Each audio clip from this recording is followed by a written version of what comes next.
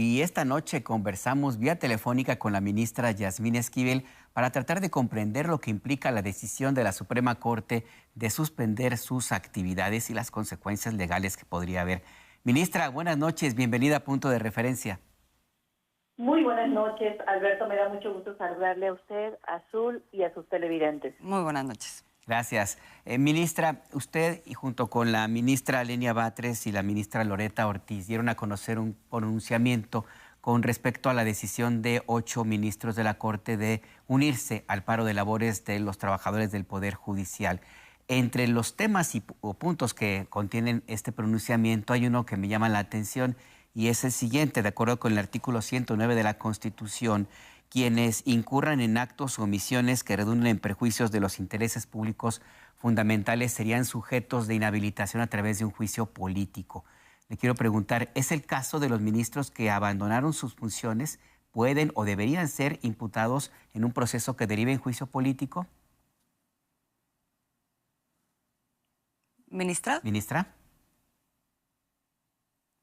Vaya, parece que perdimos la comunicación con la ministra Yasmín Esquivel, que en su comunicado azul pues mencionaba este artículo 109 y mencionaba también el artículo 110 de la Ley Orgánica del Poder Judicial de la Federación, que establece que incurre en responsabilidad el servidor público que deje de desempeñar las labores a su cargo y establece además que en las leyes, en la Constitución, no se establece que los titulares del Poder Judicial puedan irse a paro.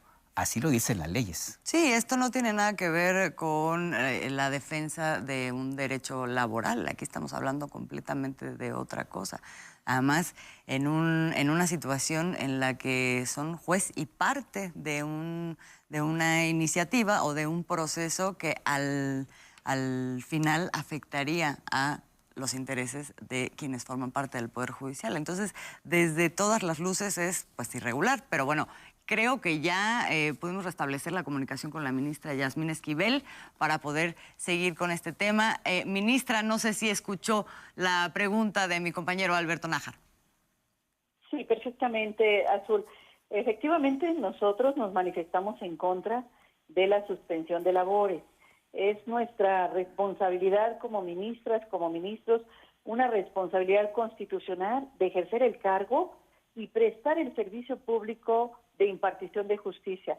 Es un derecho fundamental que debemos atender y para eso nos comprometimos cuando protestamos respetar la Constitución y en ese sentido es que nos manifestamos efectivamente la ministra Loretta Ortiz Alf, la ministra Lenia Batres Guadarrama y su servidora en contra de la suspensión de estas actividades, ya que el artículo 109, fracción primera de la Constitución Política de los Estados Unidos Mexicanos dispone que procede la imposición, mediante juicio político, de la destitución del cargo e inhabilitación para desempeñarse de cualquier función del servicio público de las ministras o ministros que incurran en actos o omisiones que redunden en perjuicio de los intereses públicos fundamentales del buen despacho. Entonces, puede existir, por supuesto, responsabilidad administrativa o penal en función de suspender nuestras actividades y consideramos nosotros al firmar este posicionamiento que nosotros tenemos que continuar desempeñando las funciones y labores que nos ha encomendado la Constitución. Entonces, en ese sentido, nosotros hemos pensado pues que la justicia no puede estar en paro. No puede la justicia estar suspendida. Una justicia en paro o suspendida es una justicia denegada y en ese sentido estuvimos en contra. Ahora, aparentemente no hay aquí en ninguna instancia a la cual acudir, dado que el Consejo de la Judicatura también pues ha respaldado todo este movimiento, esta protesta en forma de paro.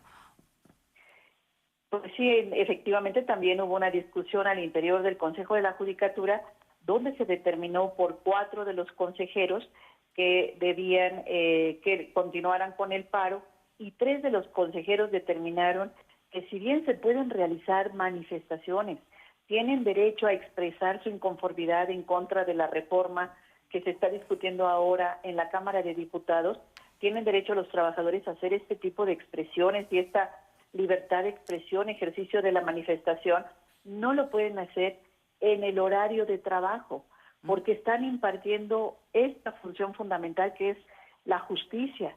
Entonces, dentro del horario de trabajo no pueden desempeñarlo. Así lo determinaron 3 de los 7 consejeros al interior del Consejo de la Judicatura. Esta reforma que se plantea al interior del Poder Legislativo en este momento, pues tiene directrices muy importantes que se están discutiendo, como es el proceso será de manera escalonada. Existe un comité de evaluación que va a revisar los perfiles, donde se determinará aquellos que tengan trayectoria, carrera judicial, pues son los que tendrán también acceso a llegar a las boletas, y que esta legitimidad social con el voto popular no es incompatible con la trayectoria de la carrera judicial. Es decir, se puede conjugar las dos, la carrera judicial, la experiencia, la trayectoria, con la legitimidad social que les puede dar y que les dará el voto popular a los próximos juzgadores. Se elegirán, como ustedes lo han dicho puntualmente, la mitad de los juzgadores y la otra mitad será en 2027. Así es. Ahora, ministra, es entendible la necesidad de que existan puentes de diálogo para tratar de superar esta crisis, le quiero llamar de esta manera, en que se encuentra el Poder Judicial. Sin embargo, también en aras de esa transparencia que se ha planteado desde hace mucho tiempo y la necesidad de que el proceso de justicia alcance a todas, todos y todes, sería conveniente que no se olvidara esta conducta irregular que se podría acercar a lo ilícito, en lo cual están incurriendo en estos momentos los ministros que decidieron pues irse a paro, aun cuando las leyes específicamente dicen que no pueden hacerlo. Me refiero a que si el Consejo de la Judicatura no está en funciones ahora, no habría quien sancione. Existe el Poder Legislativo que tiene facultades de someter un juicio político, ministra. Cada uno de los poderes, como ustedes lo han señalado, tiene facultades, y evidentemente el Poder Legislativo, la Cámara de Diputados, puede ejercer las funciones que le corresponde, que iniciar los juicios políticos en contra de las personas que considere que debe llevarse a cabo, toda vez que se está interrumpiendo esta función esencial del Estado mexicano. La reforma al Poder Judicial pues trae un tema de transparencia que es importante que se pueda privilegiar para los futuros, a futuro, cuando se dé este procedimiento y tenga vigor esta reforma constitucional. Otro de los temas es la austeridad, también la equidad de género, los plazos para resolver, que son fundamentales, la estricta división de poderes entre el legislativo, el ejecutivo, el judicial, se plantea también y se toca en esta reforma al Poder Judicial. Entonces, en ese sentido, pues de acuerdo al artículo 17 de la Constitución Política, es un derecho fundamental de todas las personas la impartición de justicia. Los plazos, los términos que fijan las leyes y los órganos de justicia tienen la obligación de emitir sus resoluciones de manera pronta, completa, expedita, imparcial. Así lo marca la Constitución, y eso no se está llevando a cabo. Se encuentra, como ustedes lo han dicho, suspendida, en paro, interrumpida, cualquiera de las denominaciones que le podamos dar, y eso nosotros hemos considerado, las ministras que suscribimos este posicionamiento, que es en contra de la Constitución y en contra de las leyes también. Y hablando justamente del tema de las distintas facultades que tienen un poder y otro, ministro, ministra, le querría preguntar, no solamente hemos visto este paro y todo lo que envuelve al paro, sino también otro tipo de iniciativas. Vemos el otorgamiento de suspensiones en contra de la discusión legislativa de esta reforma constitucional. Incluso vemos la solicitud por parte de jueces y magistrados de que la Suprema Corte atraiga el dictamen y que frene la discusión. ¿Qué opinión le merece esto, ministra? ¿No es una flagrante invasión en la facultad de otro poder? Evidentemente es improcedente el amparo contra la reforma constitucional, contra la Constitución. Una de las formas de improcedencia del juicio de amparo es justamente contra cualquier artículo de la Constitución o contra la creación de la Constitución. Entonces, el haber suspendido Definitivamente considero que es un exceso de las facultades de los juzgadores que emitieron estas suspensiones, que evidentemente son absolutamente improcedentes y que no tienen cabida en nuestra Constitución. Por ello, no considero que sea oportuno que la Suprema Corte de Justicia de la Nación pretenda emitir una suspensión al Poder Legislativo, invadiendo las facultades del constituyente permanente que establece la propia Constitución. En ese sentido, no hay manera de que la Corte pudiera revisar y analizar una posible suspensión al trámite que se le está dando en este momento a una iniciativa de reforma a la Constitución planteada el pasado 5 de febrero por el señor presidente Andrés Manuel López Obrador y que está dentro del uso de sus facultades en cuanto a las iniciativas legislativas presentadas por el Ejecutivo Federal y tramitadas ahora mismo por la Cámara de Diputados y posteriormente por la Cámara de Senadores, y el recorrido que debe hacer a las legislaturas locales para que se dé esta reforma al poder, esta reforma constitucional al Poder Judicial. El artículo 17 de la Constitución, ministra, como bien lo señala, establece el derecho de todos los mexicanos a la justicia. Y eso implica en todas las vías la justicia para quienes son beneficiados, pero también para quienes tienen que asumir sus responsabilidades. Se lo pregunto porque justo dentro de este mismo tema y que acá ha causado mucha molestia entre la población, ministra, son algunas decisiones que han adoptado ministros de la Suprema Corte. Usted mencionaba que tiene ya listo un proyecto de resolución para resolver un caso de una empresa que no quiere pagar los impuestos y que la ministra Norma Piña decidió guardar.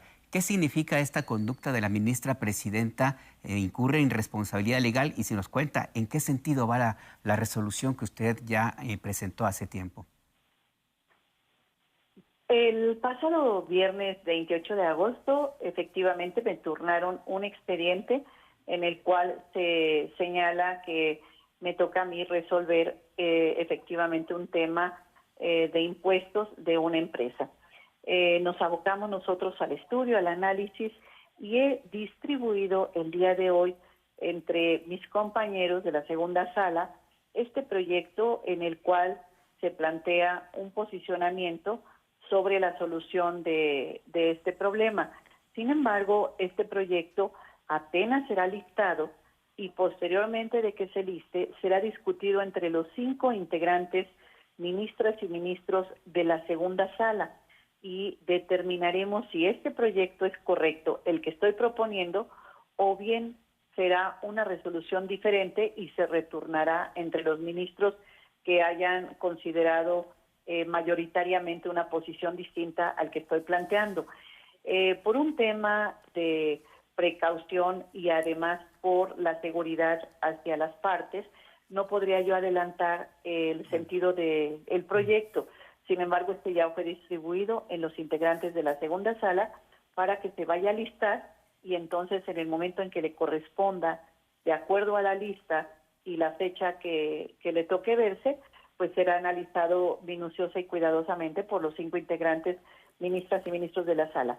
Yo presenté el proyecto de manera inmediata, toda vez que nos abocamos al análisis, y de acuerdo a la estadística, nosotros tenemos un número de asuntos muy bajos en mi ponencia, y por ello nos abocamos directamente a los asuntos inmediatamente que se nos van turnando. Así fue como efectivamente ya se encuentra distribuido este asunto que ha generado una gran inquietud en los medios de comunicación. Sí, bueno, y no es para menos. Ministra Yasmín Esquivel, le agradecemos muchísimo que nos haya tomado esta comunicación para aclarar todos estos puntos y le deseamos muy bonita noche. Igualmente, muchas gracias, Azul, Alberto, por esta oportunidad de platicar con ustedes. Gracias. Gracias, ministra, y ojalá sigamos en contacto.